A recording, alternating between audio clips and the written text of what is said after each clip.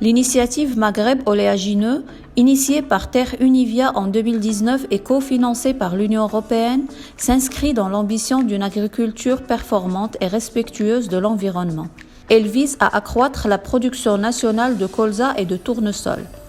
Elle contribue à la montée en compétences des agriculteurs de la filière grâce à des sessions de formation. Les explications de M. Guénaël Guillou, directeur d'Agropole. Comment les cultures oléagineuses contribuent à l'équilibre écologique?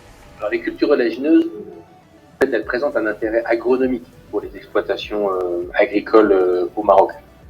Alors, principalement parce qu'elles sont implantées en alternance avec des cultures céréalières. Donc, sur une même parcelle, on a une alternance de cultures oléagineuses et les années qui suivent, cultures de céréales, et puis ainsi de suite sur plusieurs années. Et c'est cette alternance qui présente un intérêt parce qu'elle contribue à l'amélioration de la structure du sol et à l'accroissement de sa fertilité. En fait, l'alternance des cultures permet aussi de mieux raisonner l'utilisation des intrants, en particulier tout ce qui est produits phytosanitaires, qui sont indispensables pour lutter contre le développement des maladies et les ravageurs, notamment des céréales. Donc c'est le premier point, c'est-à-dire que l'alternance des cultures céréalières oléagineuses présente en soi une amélioration significative sur le plan environnemental et sur la durabilité de l'agriculture, la durabilité de la performance de l'agriculture, de grande culture. Au-delà de l'intérêt économique, il y a un intérêt économique pour le monde agricole.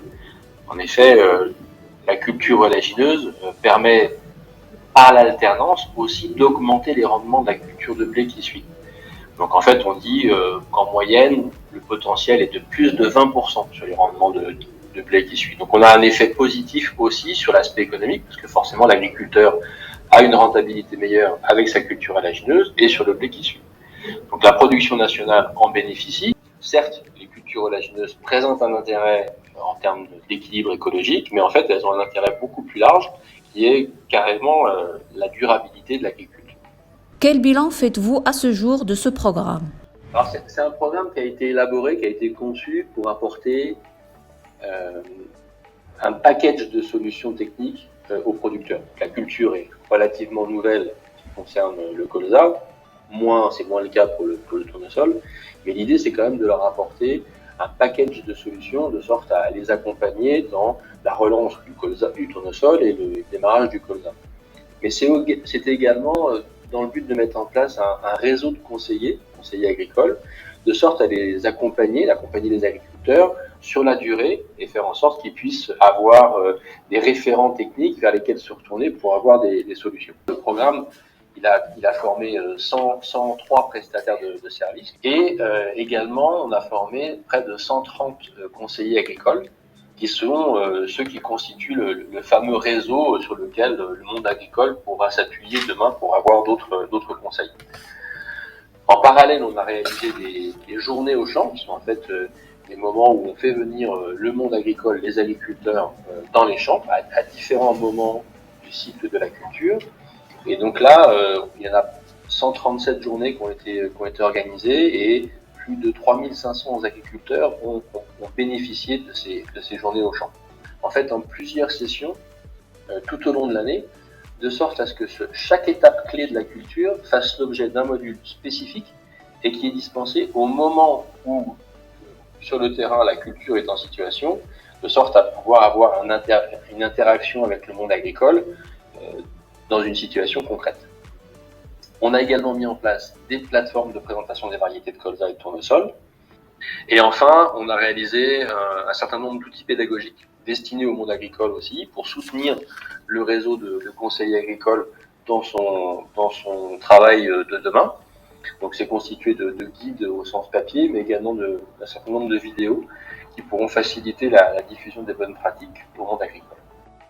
Dans un contexte où le Maroc s'active pour atteindre la souveraineté alimentaire, comment le programme Maghreb oléagineux permet de contribuer à la stratégie nationale Génération Green qui vise une couverture de 15% des besoins du marché à l'horizon 2030?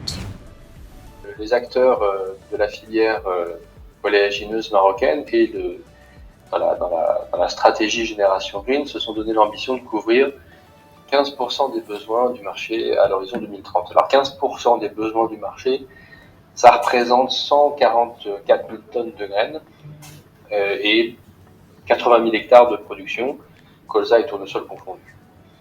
Donc, bon, évidemment, en agriculture, il y a des clés de succès qui sont dépendantes des aléas naturels, en particulier la pluie. Donc ça, on peut pas faire grand-chose. En revanche, on peut s'assurer que on met en place les bonnes variétés dans les bonnes régions pour être sûr qu'elles soient adaptées aux conditions climatiques de chaque bassin de production. Et puis, on peut s'assurer aussi que chaque zone, chaque bassin de production dispose d'un réseau de compétences techniques, de connaissances techniques qui permettra d'accompagner le monde agricole pour trouver des solutions à chaque difficulté ou problème rencontré tout le long de la culture.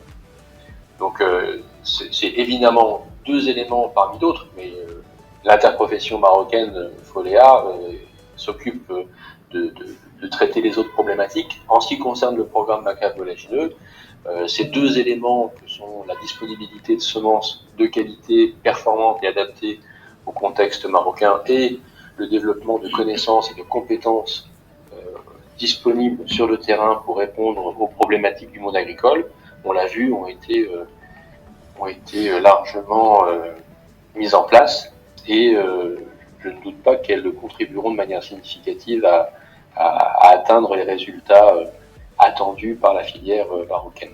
La collaboration entre la filière française des huiles et protéines végétales et Foléa, qui date d'avant le programme macabre oléagineux, elle va continuer.